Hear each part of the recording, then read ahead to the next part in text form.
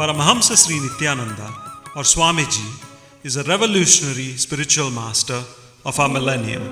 He walks on a mission to heal the world through the powers of meditation.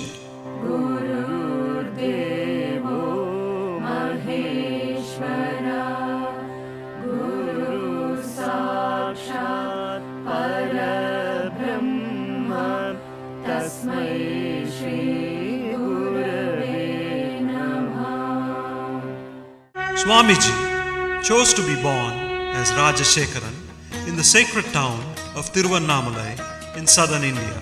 Mastering yoga and rigorous spiritual practices at a young age, Rajashekaran finally left home for the Himalayas in the quest of the ultimate truth. This quest led his feet to the holiest of pilgrimage spots and to great spiritual masters in India and Tibet. After years of wandering, study, and intense penance, the boy Rajashekaran experienced the ultimate flowering of consciousness on January 1st, 2000. Rajashekaran became Paramahamsa Sri Nithyananda. Guided by a divine vision, Swamiji set up Dhyanapitham, a worldwide movement for meditation in Bidadi near Bangalore in India. At the ashram, seekers aged between 8 and 80 live and learn in the Master's presence.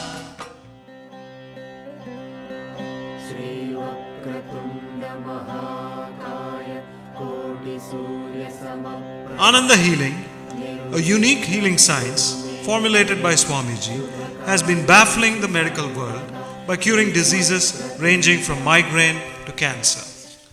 Qualified individuals are also initiated by Swamiji into Ananda healing. Today there are over 300 healing centers and over 700 healers worldwide. The Ananda Spurana program is an intensive workshop for chakra healing and meditation that brings together philosophies and techniques from the world's major spiritual streams. The Nithyananda Spurana program, or NSP, is an advanced level course where participants work on all their 7 energy bodies.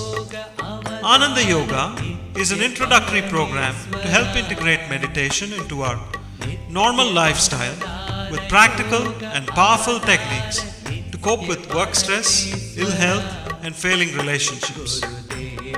Swamiji also reaches out to people with Dhyana Satsangs, or mass meditation camps that take meditation to the remotest towns and villages of India. Swamiji travels the world committed to spreading awareness about the role of individual transformation in shaping global communities. With a pragmatic vision that links Eastern philosophy to the Western scientific thought, Swamiji continues to awaken humanity to the significance of spirituality in our time.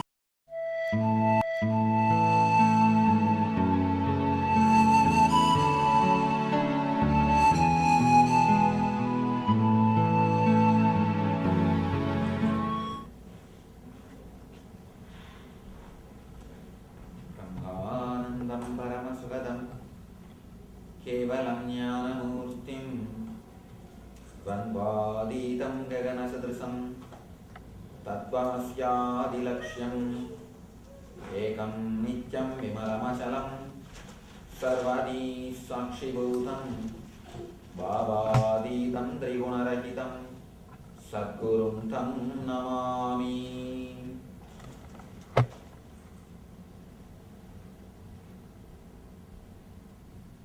Welcome you all, my love and respects.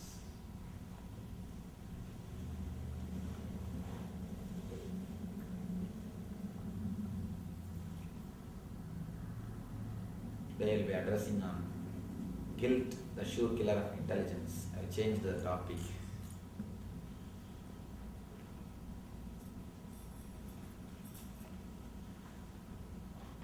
Because tomorrow we are going to a religious place, temple.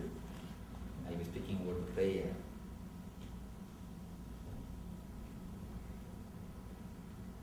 Today you will all listen about the guilt, the sure killer of intelligence. Let me start with a small story. The great Rishi was doing penance in a deep forest. Suddenly one day night, he had an unexpected guest. One guy came and knocked his door, requested the Rishi, "Can I stay here tonight? Tomorrow morning I'll leave you. I'll leave from this place." Rishi said, "Welcome. You are welcome. Please come and stay." Next day morning, casually Rishi was inquiring, "Who are you? You are from where?" The guy said, "Please don't be frightened. I am a thief. Just yesterday night, I robbed the palace. I escaped from the palace. Straight I came to your hut. But I am really very happy that you took care of me. You gave me shelter and food. I am leaving. Please bless me." He left. Rishi felt very much disturbed. Oh, what a big sin I have committed by giving shelter to a thief, by giving food to a thief. He started weeping and he wants to do some prayaschitta. He wants to wipe his sin out. He started praying, "Oh God, please forgive me. I don't know what should I do to remove this sin. I gave shelter and food for a thief for one full night. Please forgive me." He was weeping and wailing. Suddenly he heard a voice from the heaven. That voice is also weeping. He heard somebody weeping from the heaven. He was surprised. Asked, "Who is weeping?" From above he heard the voice, "I am God, I am weeping." She asked, "Why are you weeping?" God said, "You have given him food and shelter only for one day. You think that is a big sin. That itself is a big sin. I am giving food and shelter for him every day. Where will I go and wash my sin?" That is why I am weeping. You need to understand there is a beautiful thing to be understood from this story. The Rishi had a concept that I am holier than him. He had more ego than the real feeling. His ego was only corrected by this God's message. All our guilt, all our rules, all our morality, all our idea of right and wrong is created only by this type of rishis. These rishis, this type of rishis, not all, this type of people who think they are holier than others, they are more pure than others, they are great than others. They created the rules which created guilt in you. According to me, guilt is the greatest sin.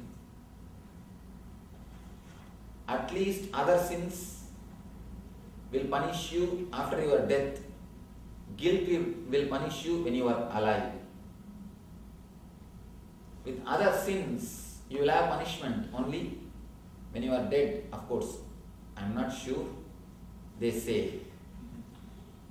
But the guilt will kill you when you are alive. Look little deep. What is the root cause of the guilt? It is just our idea about right and wrong, our understanding about what is right and what is wrong. Only from that the guilt starts. What is right and what is wrong? Let us start analyzing. After all, where is the scale to measure what is right and what is wrong? In Hinduism, vegetarian is the right. In Christianity, non-vegetarian is right. In Hinduism, you can marry only once. In Islam, you can marry 4 times. In Hinduism, you can't drink. But in Christianity, Jesus himself consumed liquor. There are so many rules, so many regulations in different places, in different situations, in different societies. In South India, fish is considered as a non-veg. But if you go to Bengal, they call it as a Ganga Phal. Fruit from Ganga. Fruit from Ganga. And Bengali Brahmins, they eat fish. There will be no Bengali house which will not have a pukur in front of the house. Pukur means a small pond. They grow fish. They eat fresh fish. And Ramakrishna used to eat fish. In Bengali Brahmins take fish, and fish is considered as a vegetarian. Mach, Mishti, Tamak means the fish, sweet and tobacco is a basic thing. Ramakrishna used to smoke. Vivekananda used to smoke. So where is the so-called morality? It is just local customs. In course of time becomes a morality. If you see the ancient scriptures, epics of India, Mahabharata, Draupadi was married to 5 men. And so many different kind of life, so many different kinds of things. Kundi was married to 5 men. Kundi had 5 sons from 5 different men. And Draupadi lived with 5 men. There are so many different kinds of morality, so many different kind of life structure, so many different kind of thinking system. In different times, different rules was formed by different leaders. In some society, something is morality. In some other society, same thing is immorality. In some society, something is right. In some other society, the same thing is wrong. Here I saw a big fun in one state. This state, casino is not allowed, it is illegal. That side, it is legal. Just only the river is the border. Inside the river itself, they have a big casino. One side it is legal, the other side it is illegal. Something is law in some place, the other place, on the other side, same thing is illegal. So where is the scale of right or wrong? For somebody, some particular food is a amrita, nectar. For somebody, the same food is poison. Where is the scale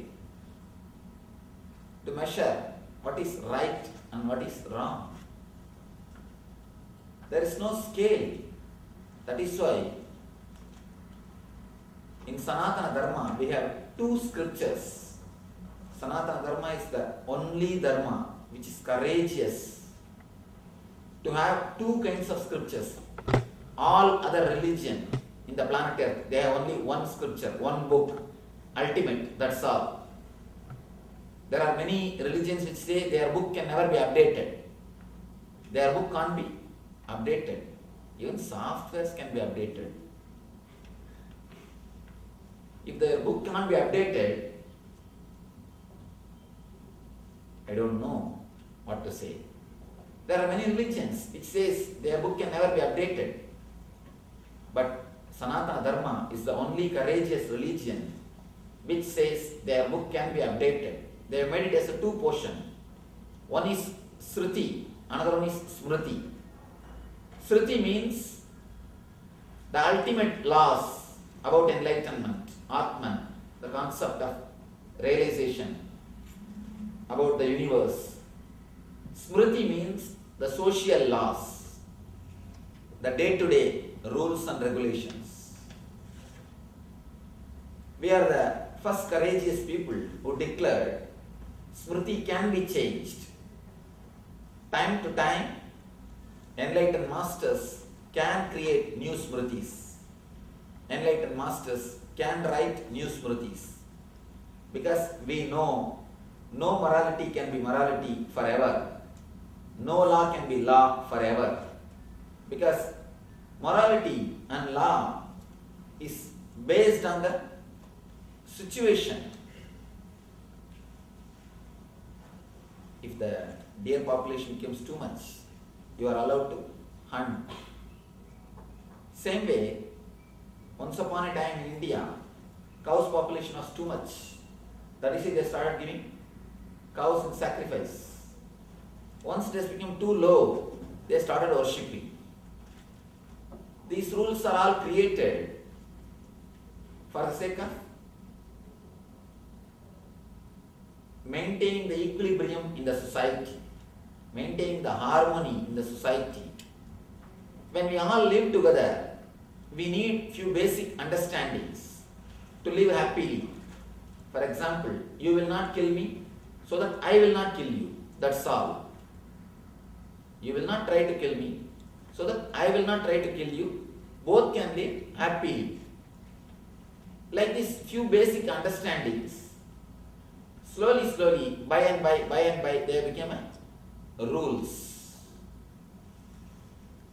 They became morality. The problem is, as long as you understand the root of morality, you neither behave immorally, nor you get disturbed by this morality. But once you don't understand the root, once it becomes just a teaspoon feeding, sort of a forced rule, then not only you try to escape from that rule, and you create deep guilt in you. If it is just a forced rule, you always try to overspeed when you don't see the cop's car. When it is forced rule, you always try to go beyond. There is a taste in it. Actually, there is a taste when you do something which you are not supposed to do. One guy who has become addicted to smoking, he came to me asking for help. Swamiji, please help me to quit smoking. I don't know how I became addict. Please help me. I asked him, how did you stop? He said, no Swamiji, I never felt like smoking. I hate even that smell. But one day in a corner, myself and my friend both were standing and talking. In a street corner, my friend was smoking. My father saw from a distance and he thought, I am also smoking. When I went back to the house, he started firing me. He started shouting at me that when did I start smoking and all these things. I tried my best to explain to him that I was not smoking, but he is not ready to listen to me. He shouted at me. Then I thought, anyhow, he has shouted, why not smoke? I had the punishment, why not enjoy? That is the way I started Swamiji. Most of the time, just the curiosity, we have a taste. If you are asked not to do something, you feel a joy, a sort of a satisfaction by doing it. And there is a basic tendency in every human being. When you say no to your parents, you feel you prove you are a man. As long as you say yes, you are only a child. You are not mature. When you say no, you think you become mature. It's a basic tendency you can see in the teenagers, especially in this country. The moment they say no, they feel they become mature. They are grown up. You feel you are mature. You become man or woman by saying no to your parents. That is why so many rebellious groups, so many gangs, because there is a deep taste in saying no. Saying no is almost like addiction. When you say no, you try to prove you are somebody special. You are somebody different. As long as morality is given to you like a teaspoon feeding, not with an understanding, you create two things.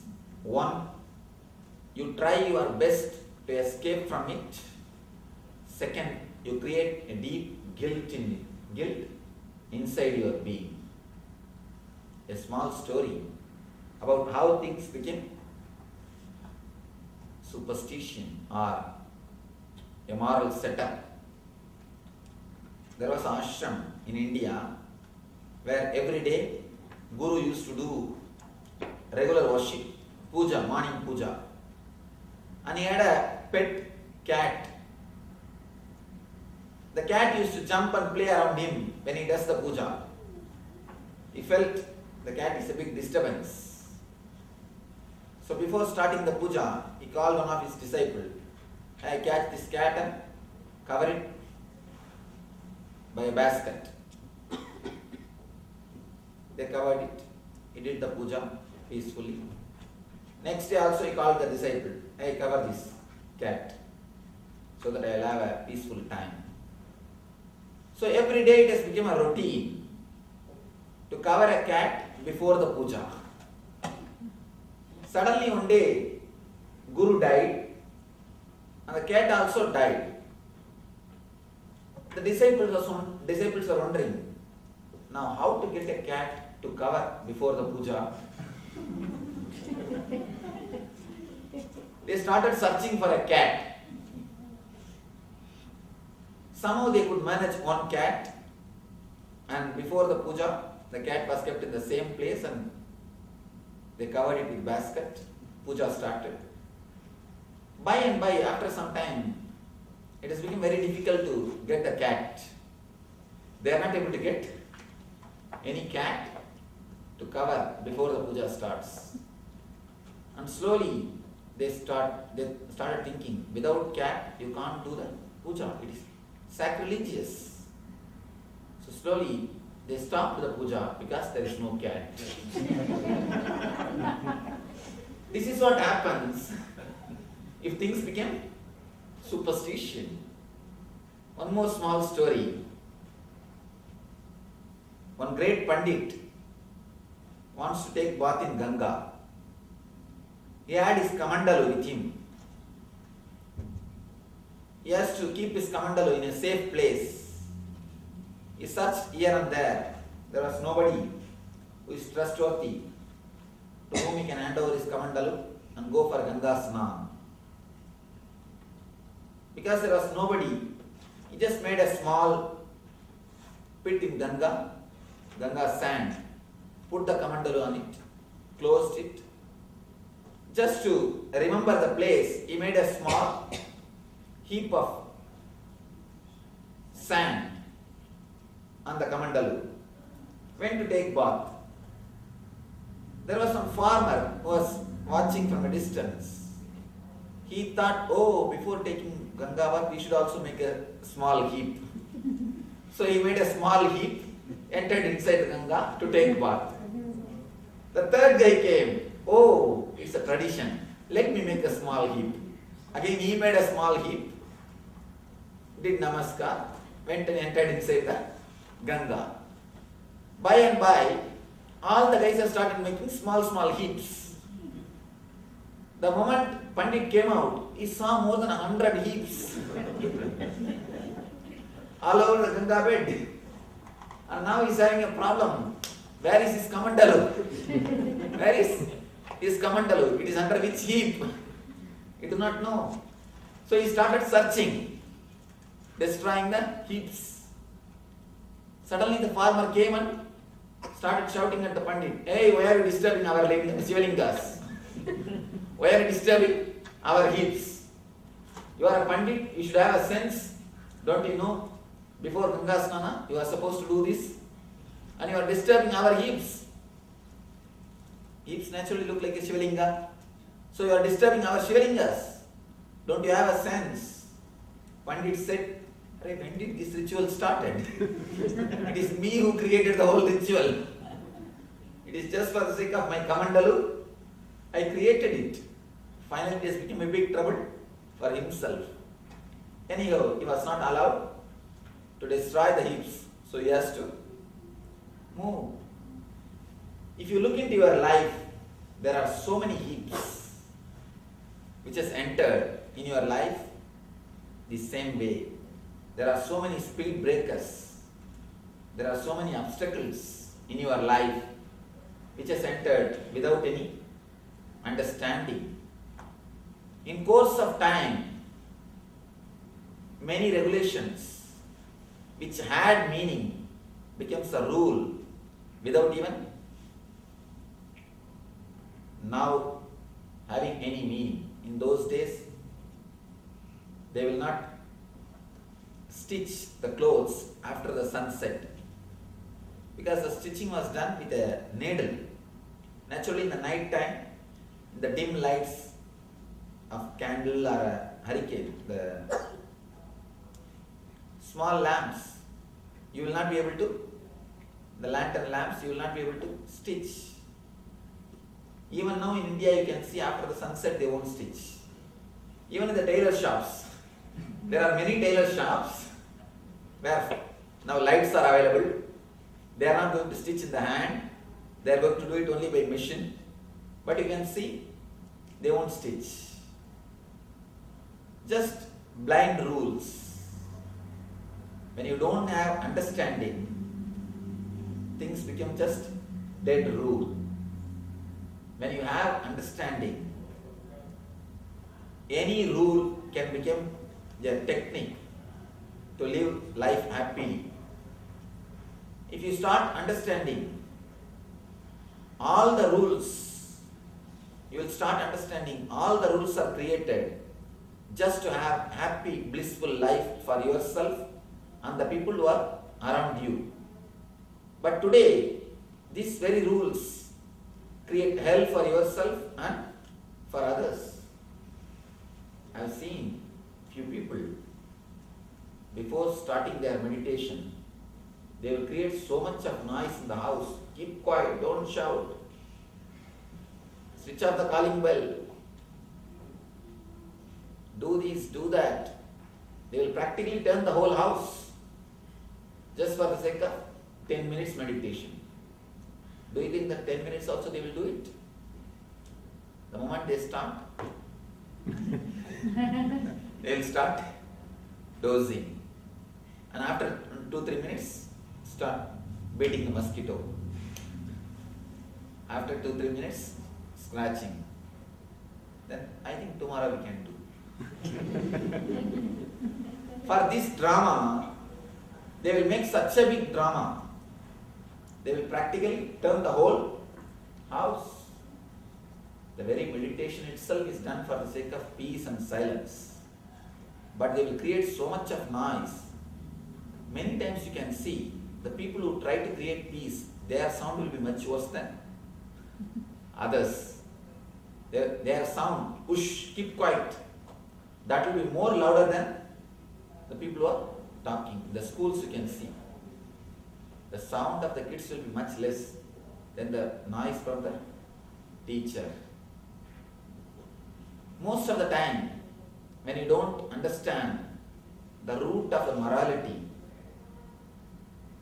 you start living in a very dull and dead way. According to me, any rule, if it is internalized, will create guilt in you. Understand?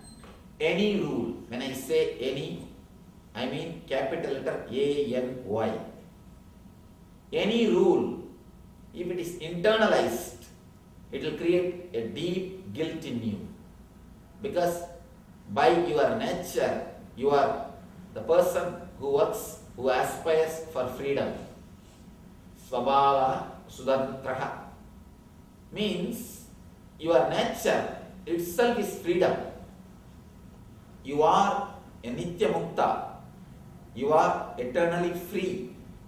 You never wanted to be caged. You never wanted to be slave of any rule. You can see all the society is struggling, working only towards freedom. All your struggle is nothing but struggle for freedom. Even your search for money. If you have more money, you have more choices. More bigger house, more bigger car, more comforts. You have more choice, you have more freedom. Your choice or your freedom is what? Is a real search. Your search for money is nothing but search for more freedom.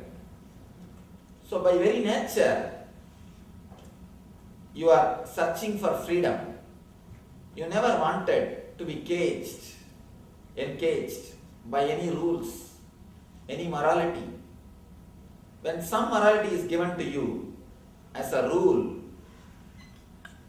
either you try to go beyond, if you can't, you take revenge on them. You always take revenge. Maybe you wait for a right time.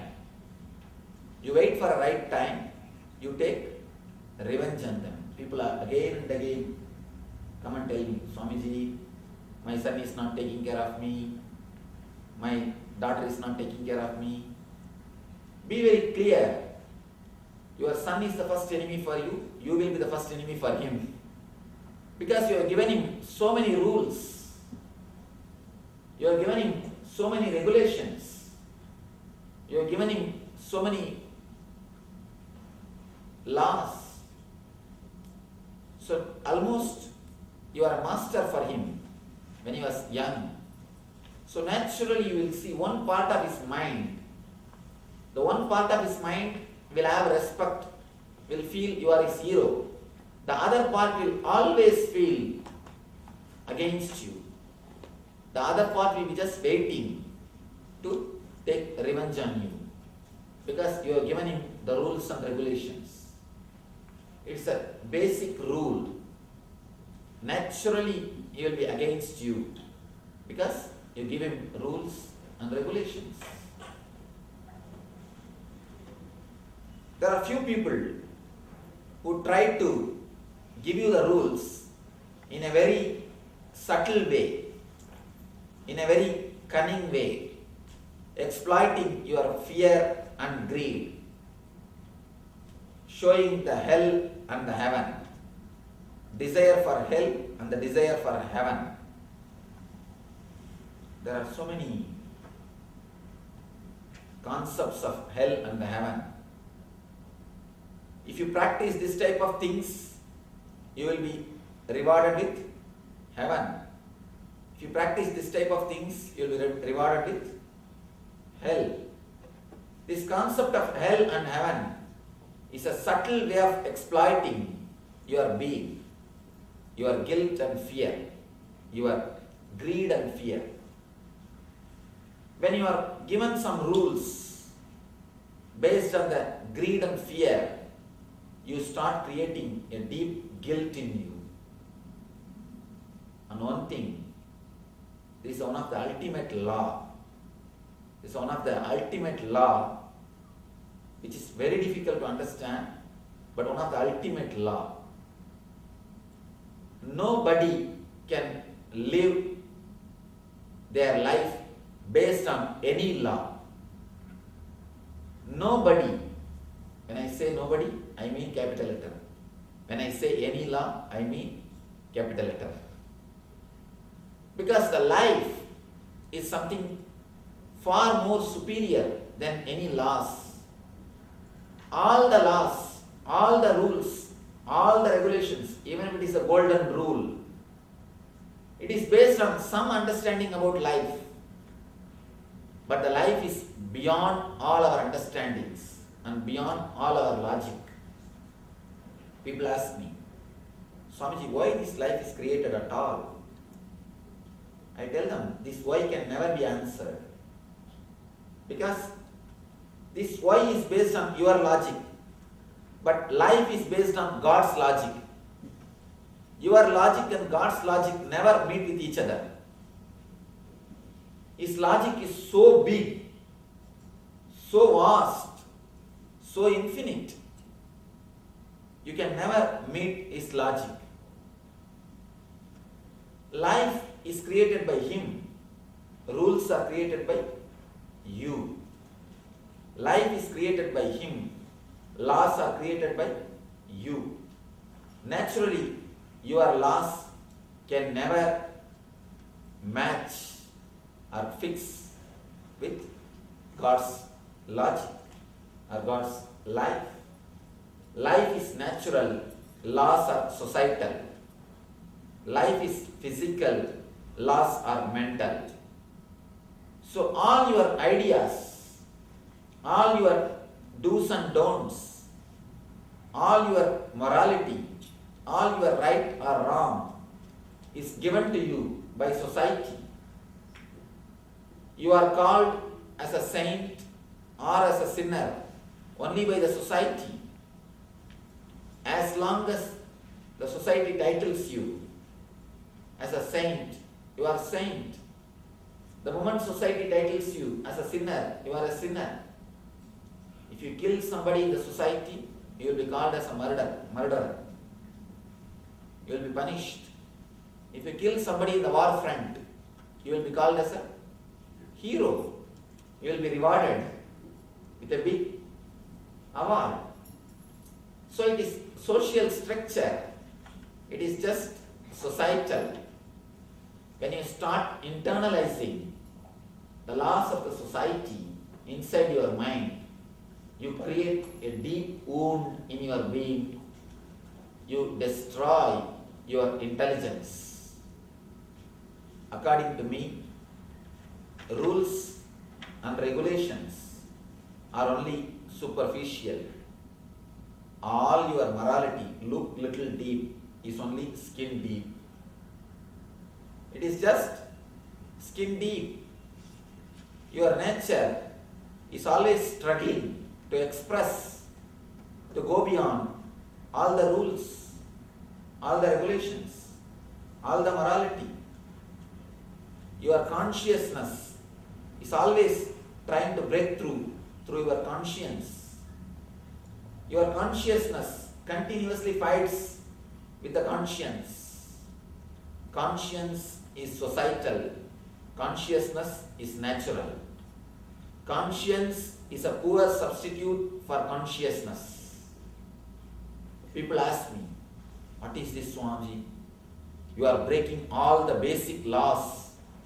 You are pulling down the whole social structure. You are pulling the whole rules and regulation. Then how we all will live morally? How people will live with the morality. What are you doing? I tell them, be very clear. Only for kids you need forced morality.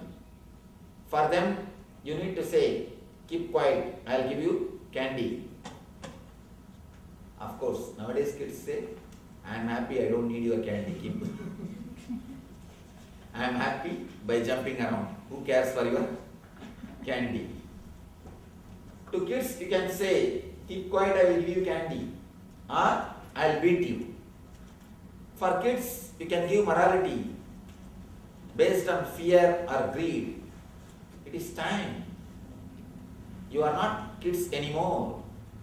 It is time to stand up and be moral based on understanding, not based on fear and greed.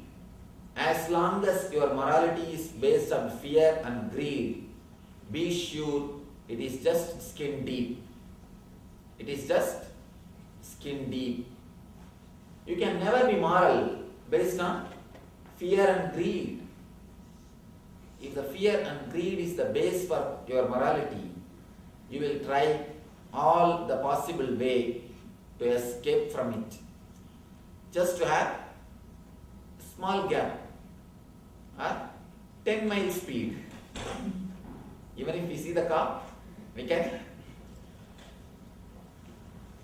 press the brake. As long as your morality is based on fear and greed, be sure you are child, you are not mature. If you are really grown up, your morality should be based on understanding, not based on fear and greed. According to me, maturity means the man who lives happy, blissful, tuned life without fear and greed. When you drop your fear and greed, a new kind of morality arises in your being. The morality which is not social morality, which is not just skin deep. It arises out of your whole being. Your whole being experiences a different well-being. There is a beautiful story. There was a Zen master. For some reason, king declared, next day morning he should be killed. It was informed to him, but the king said, till tomorrow morning he can do whatever he wants. He can live as he likes. He is given a full freedom. But the master is seen following the same routine. He is doing the same gardening, fetching water from the well, doing the same cooking, serving his disciples, living the same way, doing the same routine. Some disciple asked him, what is this? Don't you feel like enjoying something because tomorrow morning you are going to die? Don't you want to do something else? Master says, my life is from my understanding. So this is the best thing I can live. This is the best way I am living. I am totally fulfilled. I have nothing else to do. Whether I am going to live 24 hours or 2 hours, this is what I want to do. I have nothing else as enjoyment. If somebody gives us this deadline, till tomorrow morning, you will be alive, you can do whatever you want. Just look inside your mind, what all you will do. If you will do anything other than your daily routine, be very clear, your morality is just skin deep. Your morality is just skin deep. It means what? You are controlling yourself for some reason. You are not living your whole life for some reason.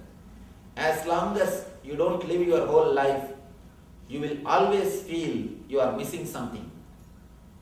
The feeling you are missing something is the root cause for fear of death.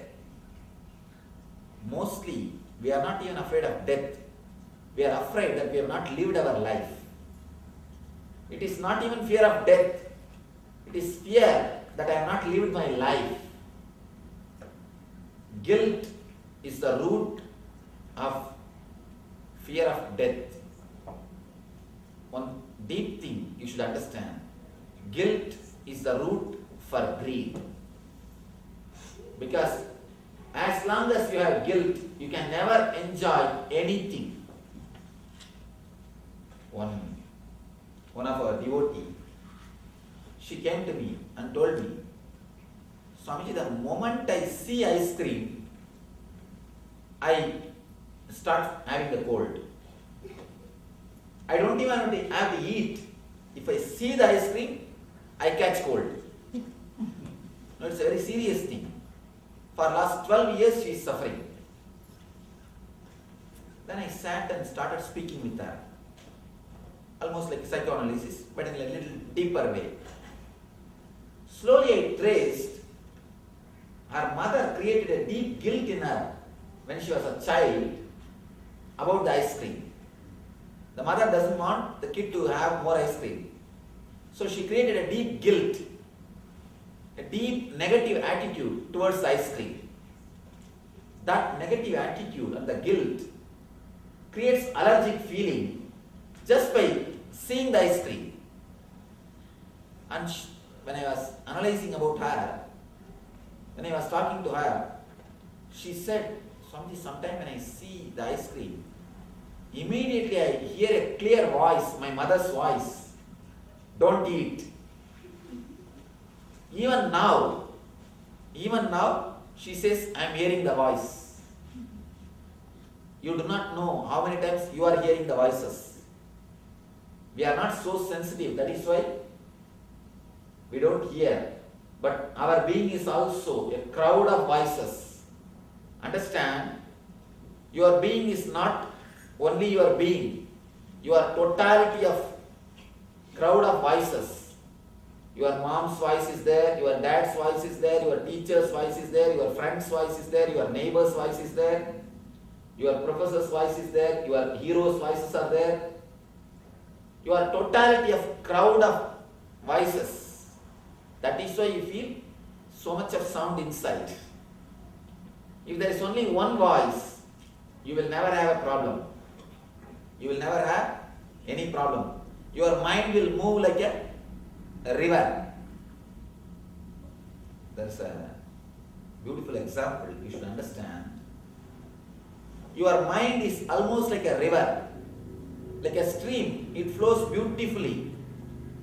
But this guilt is like a rock.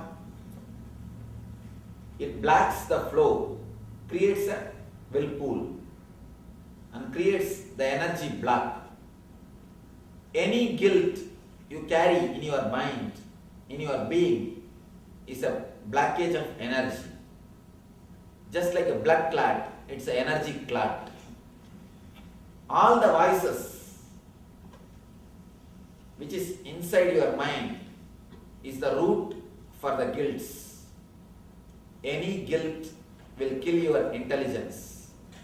As long as you flow like a river, like a stream, a beautiful river, you will see, you will be expressing an extraordinary intelligence in your life. You will express a different kind of intelligence, different kind of energy, different kind of bliss. The moment you start creating guilt in you, the moment you are stopped in your free flow, you create energy clot inside your being. You create energy clot inside your mind. Especially the old your culture, the more is the guilt. We always think if our culture is old, we are something great. But if you look a little deep, If your culture is too old, you start following the dead books. The more the rules are old, more they are dead. If you don't remove the dead bodies from your house, not only they will be occupying the place, they will start smelling. It's a very dangerous thing. For example, if you use last year's train timetable for this year, where you will end up? You will end up only in the platforms, never in the train. If you start using the old timetables, of course in India new timetable also won't work, that is different. The older the timetable, less the benefit. If you live based on the past rules, without having the understanding why the rule is created, you will create a deep wound inside your being. You will create a deep wound inside your mind. After talking to her, then finally I analyzed. Finally I came to the conclusion. It is her mother's voice which is creating disturbance. I gave her a simple technique. Just get 5-6 ice creams and don't bother about your mother. If you listen to your mother's voice, just be angry on her and eat the ice cream. Anger is the wonderful way to release your guilt. The moment you express your anger, your guilt also will be released. Actually, anger and guilt, they are two sides of a same coin. They are two different sides of a same coin. Anger is a wonderful way to release the guilt. The moment you became angry and the person who created guilt in you, you will come out of the guilt. I tell many times, if you create guilt based on somebody's opinion, how you create guilt? Because you have respect for that person. The moment you become angry, naturally, the respect is lost. You understand, you are exploited, you are disturbed. One more thing, even that person will not know he is exploiting you. One more incident. One American boy was brought to me with a complaint. Mother says, Swamiji is not obeying my words. Please advise him. I felt a little awkward because I never obeyed my mother. How can I tell him to obey? And the guy really looked very intelligent. Somehow the mother was pestering me. I have no other way. So I started talking to him. Arey, why don't you obey your mom? She made me even obey her. I am advising you. Why don't you obey? He suddenly asked, Swamiji, she herself is not happy. If I go behind her words, where will I end up? I will also end up in the same way. Why are you asking me to obey her? Why are you asking me to listen to her? I was just shocked. Of course, somehow I convinced him, but I was not convinced. Somehow I managed to convince him, but I am not convinced. So I think next generation kids are going to sue the father, mother if they fall in depression. It's going to happen. Anything can happen in this country, I don't know. Kids are going to sue the parents. These guys did not give me right mental setup. That is why now I am feeling depressed. So be very careful.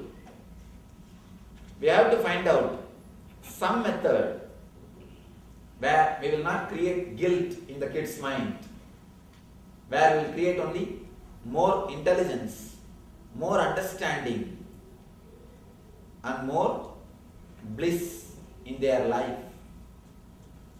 According to me, experience is more solid than morality. Consciousness is more solid than conscience. Of course, you need little patience to create consciousness. You need to work on them. You need to explain every step to them. You can't just give teaspoons. You can't give consciousness in teaspoons. Conscience you can give in teaspoons. Just do's and don'ts. But consciousness you can't give in teaspoons. You need to work with them. But unless you have so much of patience, you have no right to bring one more life into the planet Earth. People come and ask me, Swamiji, it is very difficult. You don't know, if you have one kid then you will understand. You speak all these things, but it is very difficult to manage them. It is very difficult to give intelligence. Naturally we have to create only guilt and rules for them. If you can't take the responsibility, then think twice before you give birth to a kid, before you bring somebody to the planet Earth. Understand, have you solved your life problems? Did you find solutions for all your life problems? Then go ahead, bring the next person, next generation to the planet Earth. Otherwise, wait. There is every chance next generation is going to catch your neck. What are you doing? Why did you bring me? See, already the kids have come to the level. They say, she herself is not happy. Why should I follow? So there is every chance. Tomorrow kids are not going to listen to our morality. And not only that, look into your own life. Vivekananda says beautifully, he is a courageous person. I think according to me, the most courageous master who happened on this planet Earth, who has nothing to do with so-called social setup, who broke everything, who gave a new light to the whole humanity. According to me, he is the Manu of this modern day. He is the Smritikara of the modern day. Smritikara means the author of new laws of the modern day. He says in one of his discourse, reason and religion. Let the reason, let the logic be flooded on the religion. Let your religion be flooded by reasoning and logic. Whatever can be washed away, whatever will be washed away by the reason, by the reasoning, let it be washed away. The earlier they are washed away, better for the humanity. He says, flood the religion by reasoning. Allow the reasoning to be the main thing. Let your consciousness be the torch. Flood it. The earlier the superstitions are washed away, better for the humanity. If they can't stand the flood of reasoning or logic, let them be washed away. The earlier they are washed away, better for your humanity. There's a small story. When the scientist who discovered the world is a globe, planet Earth is globe, it is not flat. Is that guy Galileo? Galileo. This guy wrote his book after the research that planet Earth is round, it is a globe, it is not flat. But in the Bible it is said it's a flat. And one more thing, Bible says sun goes around the planet Earth, not the planet Earth, the sun. See, Bible is not wrong. At that time, that was the information available. So Bible recorded it. That was the information available. Bible recorded it. And one more thing, when you experience enlightenment, you will experience the whole existence is moving around you. When Jesus said the whole thing is moving around him, he becomes a center. When you become enlightened, you become a center actually. You become a center. You feel, you experience the whole universe is moving based on you. When Jesus became enlightened, he declared his enlightenment through these statements. He experienced the whole universe is going centered on him. That is the reason he declared that sun is going around the planet Earth. It is a metaphysical statement. But the disciples who recorded, later on they started believing it as a physical statement. What Jesus declared is a truth. What the disciples believed is a fact. They started taking up this as a fact. So, Christian court summoned the scientist, the Galileo. They called him and they said, no, you cannot say sun is going, the planet Earth is going around the sun. Bible says sun is only going around the planet Earth. You have to change your statement or you will be killed. The guy said, all right, I'll change my statement. He changed the statement. No, my statement is wrong. Sun is only going around the planet Earth. He changed everything. He made a small footnote below. You see, because I am a Christian, I changed my statement. But sun or the planet Earth are not Christians. So they go around only as they go around. They are not going to change their directions according to my statements. Just because I change the statements, they are not going to change the directions. When you cast hands, naturally, not only you don't look towards the moon, you change the direction of the hand and next generation looks somewhere else. Not only you miss the moon, you take care such a way that next generation also misses the moon.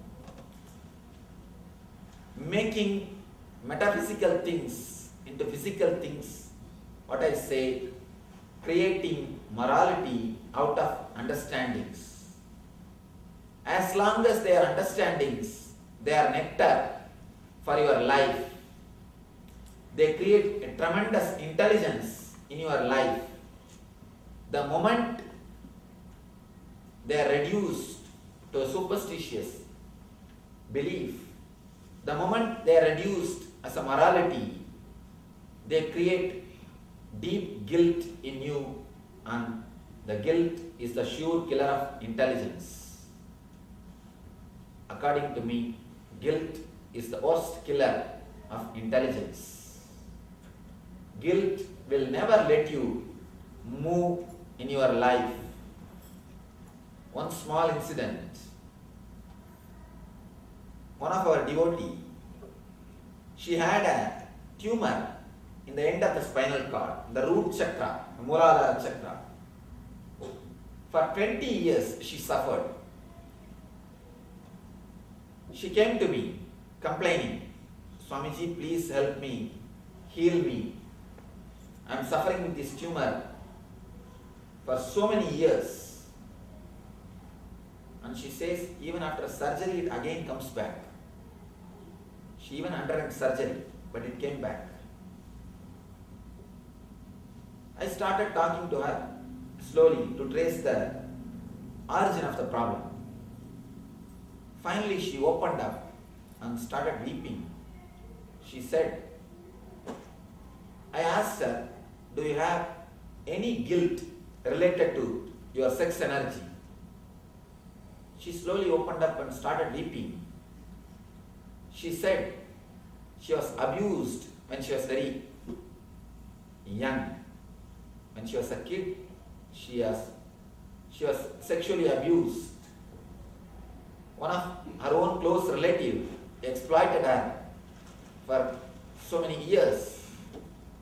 And that guilt stayed with her, and she says, I started hating the very portion of my body. That part of my body itself I started hating. I started feeling that part of the body should not exist in my body. I started feeling that's different from my body. That is not my being. My hatred towards that person has turned towards my own body. When you start hating some action, you start hating that part of the body also. My hatred has become so deep. Swamiji, that is the root.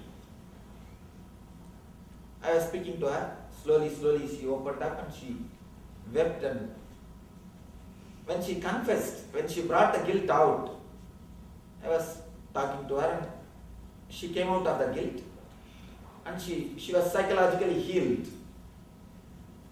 And I was explaining how this is a usual thing which is happening. Now they say 1 in the 4 are getting sexually abused, especially in America. I read a report just the other day. 1 in 4. Of course, kids don't open up and kids don't tell you. Anyhow, when she was psychologically healed, when I explained the nature of all these things, you will be surprised. I can tell only one thing. It's a truth. What I am telling you is a truth. Just in 10 days, simply tumor disappeared.